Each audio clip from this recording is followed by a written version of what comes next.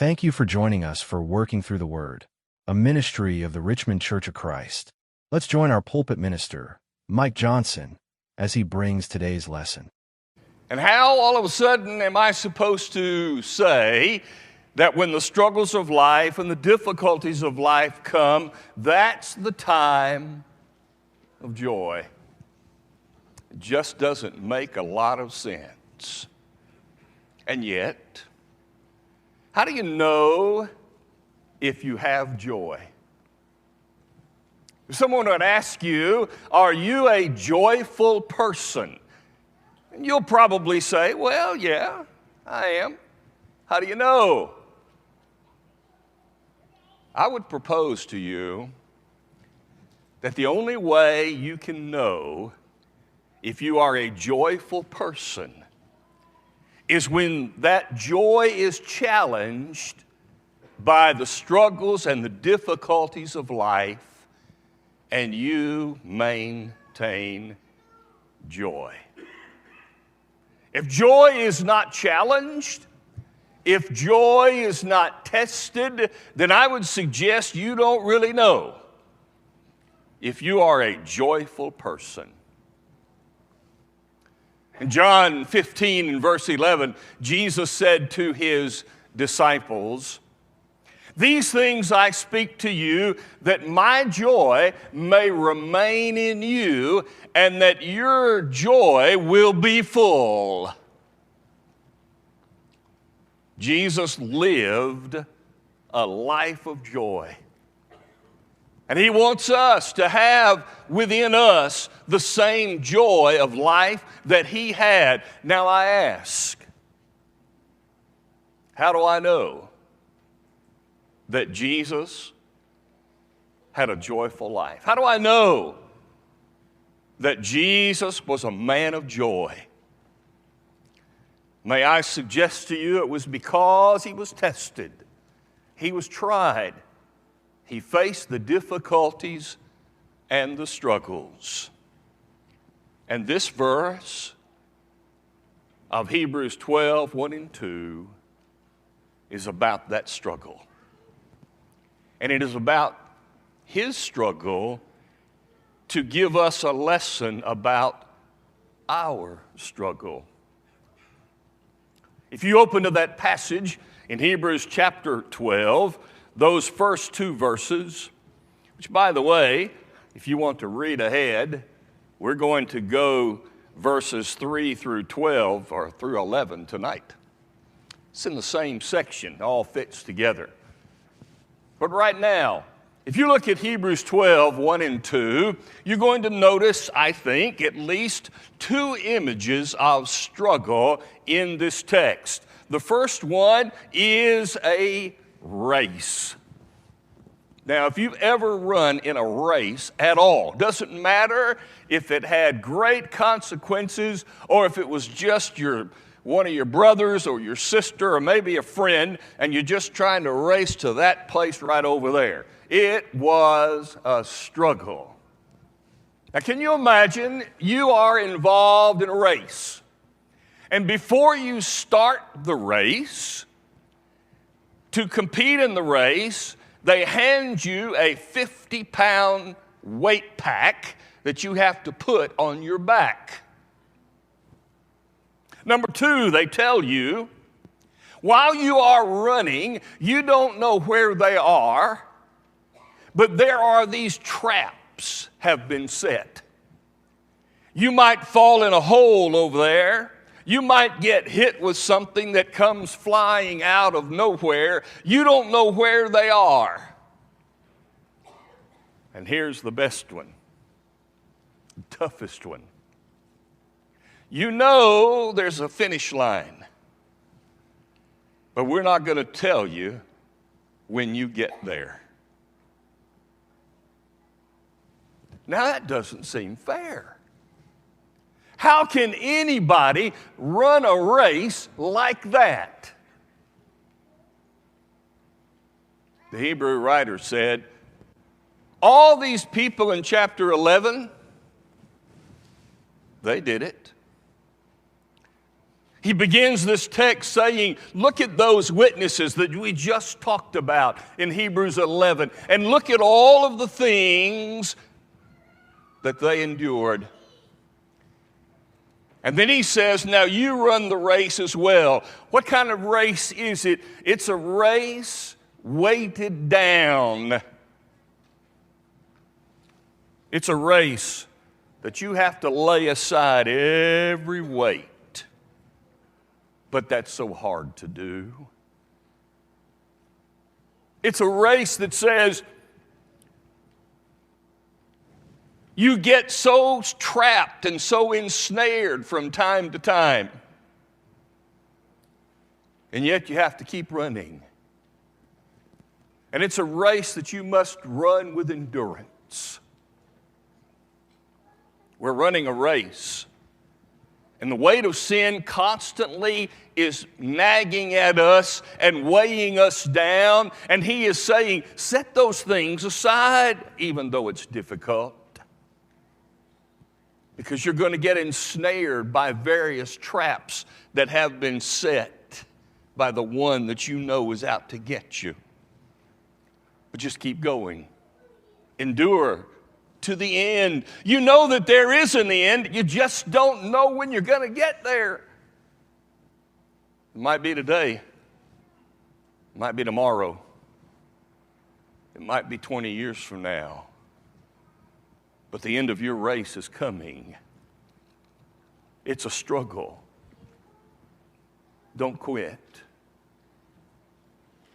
The second struggle listed in this text is the cross. And the text says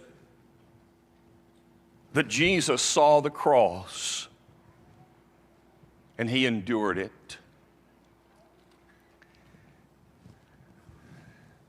Dave talked about it in class this morning, and I want to ask this question. Have you ever wondered why it had to be a cross?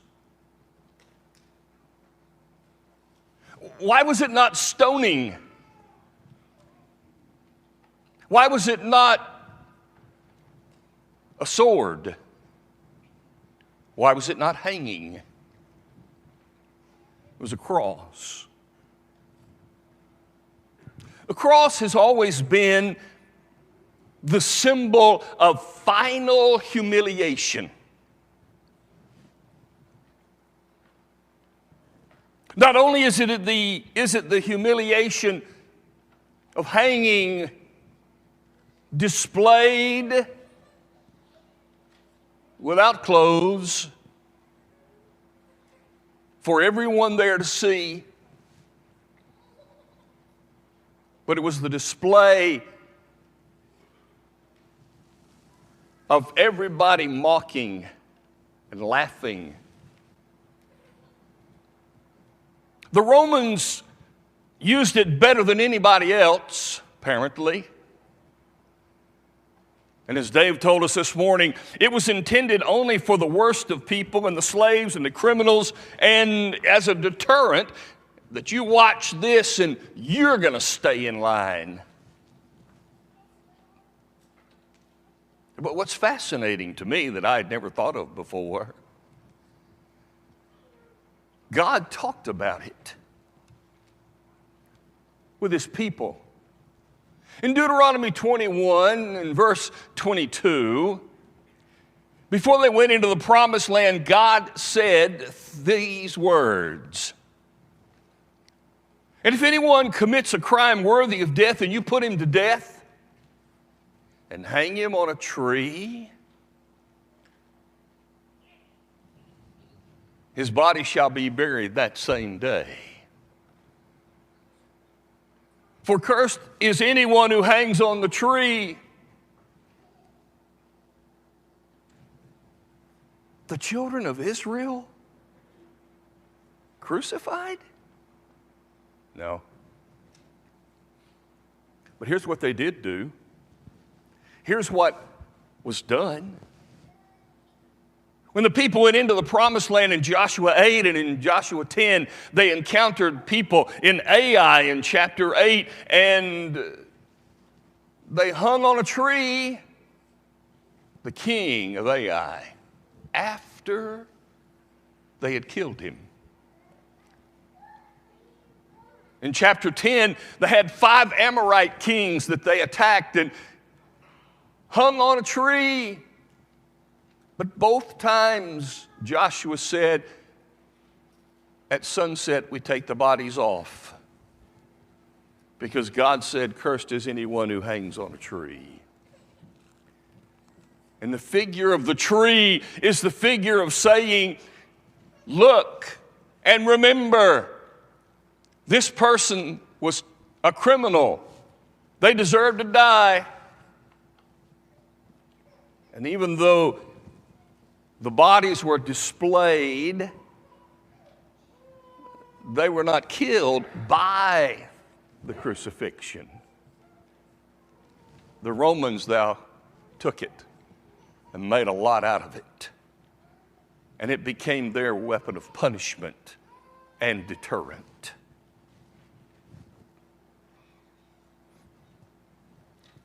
It was a curse to the whole people if the land was cursed by allowing, as he spoke about, the bodies to hang so long that they are consumed by vultures or decay. God said, no, we're not doing that.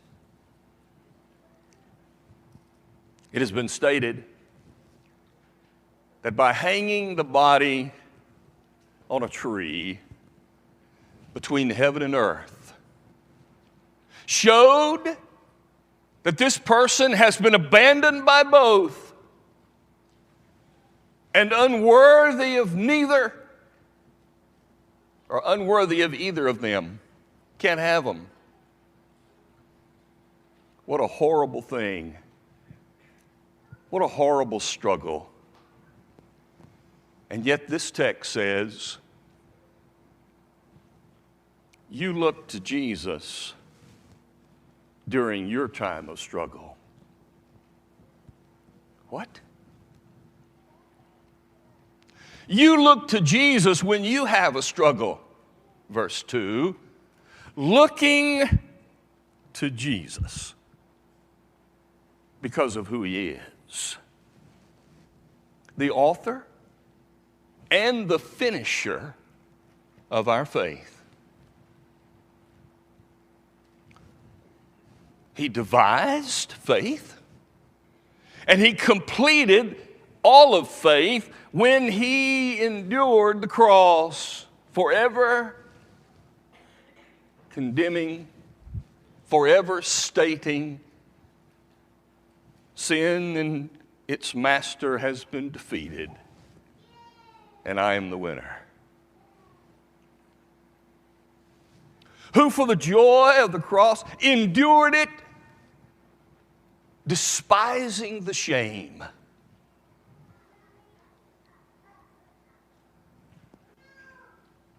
He went through the process. And though the shame was awful, our Lord endured it. And you can even see the figure of Jesus, as was the custom of the Romans, to take the crossbeam and place it on the shoulder of the accused and make the accused carry that crossbeam to the place of the crucifixion. Looking to Jesus to hear his words when he said, Matthew 16:24, and whoever does not take up his cross and follow after me cannot be my disciple. Looking to Jesus because of where he is. He is sat down at the right hand of the throne of God. His race completed. His weight gone. The traps finished. And the Hebrew writer says, when you have struggles, probably not anything like his. You look to him because, third, he looked beyond the cross. Yes, he told his disciples, I go to Jerusalem and I'm going to be killed by the rulers there. He knew it was coming. It was prophesied. And even on the cross, he yelled the words, "It is finished." Because all the prophecies about it were now complete. But Jesus, though looking at the cross, was actually looking beyond it. Who, for the joy set before him, he looked past the cross to see the joy. And it was the joy that allowed him to endure the struggle. The joy lessened the weight of the cross. We have a phrase for that. He ain't heavy. He's my brother. Saying that, no matter the weight, I'll carry it because he's my brother.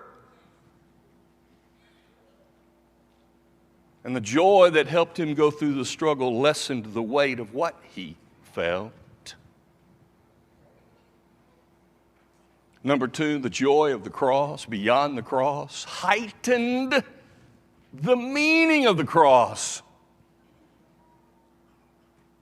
It's always stood as a symbol of death, but Jesus heightened it. It becomes a symbol of glory and honor. And it was the joy beyond the cross that negated the intended effect of the cross. Look, there's your leader, King of the Jews.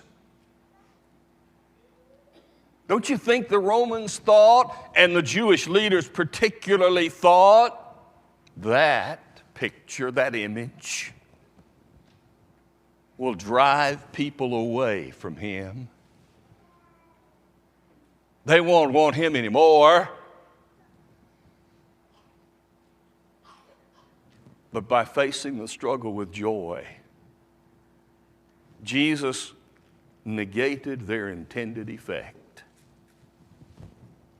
You know why? Because Jesus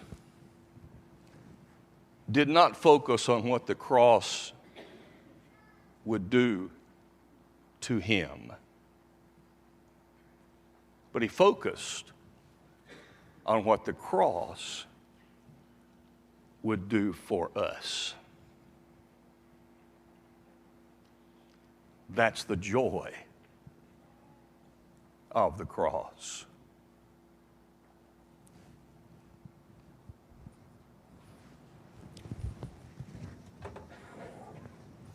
We're going to try something here. I hope the camera works to do what we intend. We'll see. But I ran across this earlier, and I just thought it was really cool. And so we'll see if this works at all. You know, the problem with the cross, or the thing about the cross, Dave mentioned this morning, that it was both the Jews and the Romans who killed him. But you know and I know that there's even more behind it. The cross has been a problem for some people because they say, how do you follow a person who died on a cross like that. What is it about the cross that's so important?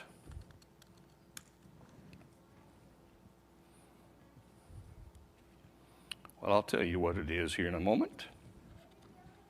This is really cool because Jesus took care of the situation.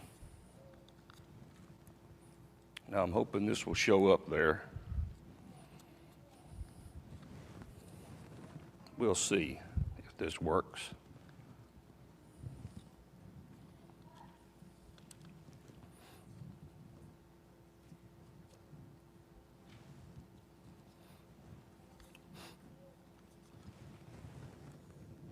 It was the intention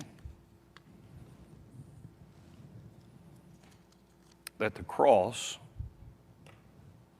be the crowning point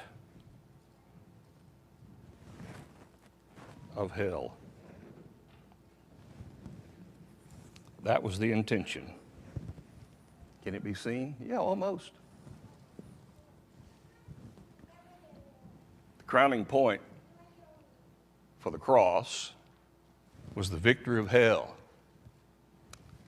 But the truth of the matter is that the cross was the victory over hell.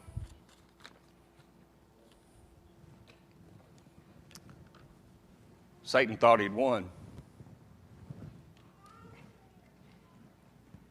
but he lost. And Jesus conquered death. Today, we're in a race. It's a race that's going to end in death, unless Christ returns.